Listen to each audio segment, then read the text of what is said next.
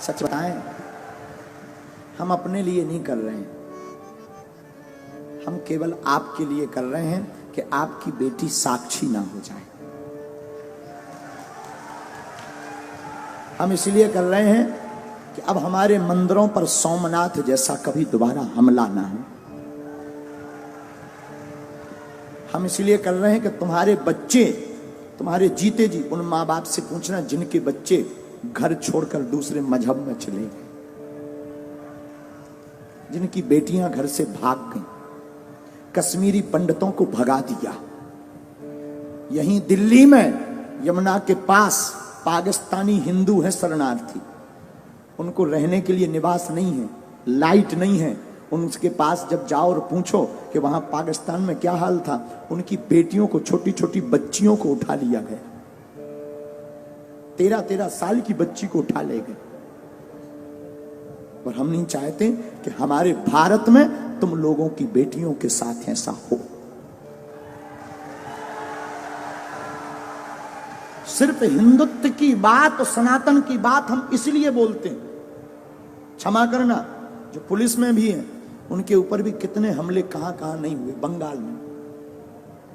हम नहीं चाहते लौटकर हमारे राष्ट्र के इन सिपाहियों के ऊपर कोई उंगली उठाए, इसीलिए हम हिंदुत्व की बात करते हैं, इसीलिए हम सनातन की बात। हमें कोई शौक नहीं चढ़ा है, ना हमें यश पाना है, ना हमें सम्मान, ना हमारी कोई पार्टी है कि हमें राजनीति करनी। हमें कौन सी राजनीति करनी?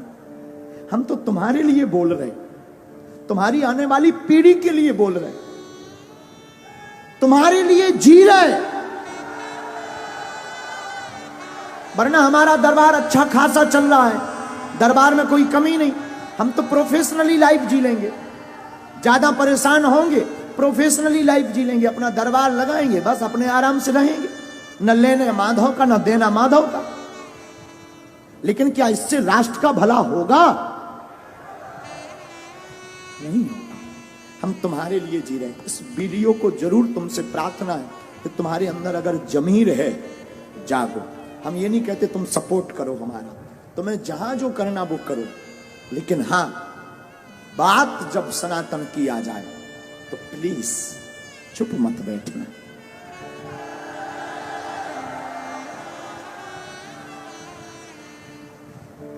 इसलिए प्रार्थना है,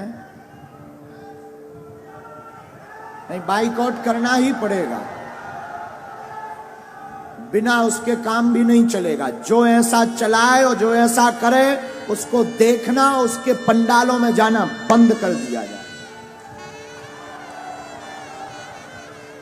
अब बाबर का देश नहीं, रघुवर का देश है यार, बेफिजूली। हमने राम के लिए इतने साल कोर्ट में माथा पच्ची की, भगवान कृष्ण की पूजा नहीं खुलकर कर पा रहे, राम की यात्राओं में पत्थर लग रहे, पाल घर में संतों को पत्थरों से पीट पीट कर बर्बरता निर्दयता से मार दिया जाता, और लोग कहते तुम चुप बैठो।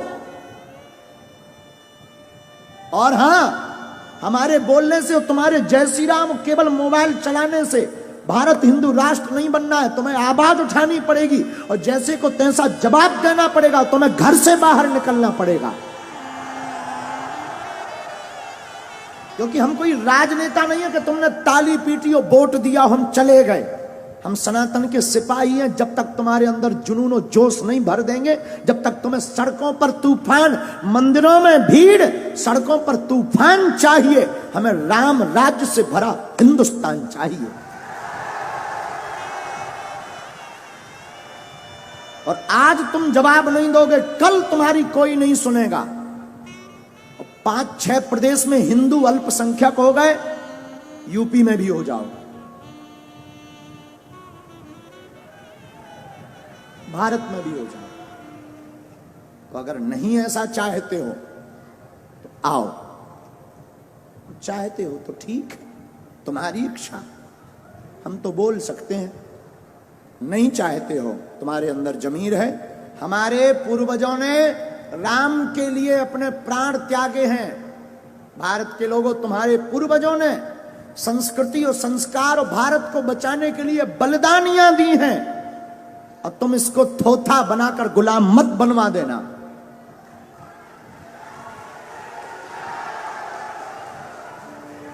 दूसरी बात, भारत में 80% सनातन हिंदू रहता है, 20% अन्य मजहब के, और 20% जब अन्य मजहब के हैं और तुम्हारा ये हाल है कि तुम अपनी बात नहीं बोल पा रहे। जिस दिन तुम 50% से नीचे आ जाओगे, घरों में नहीं रह पाओगे।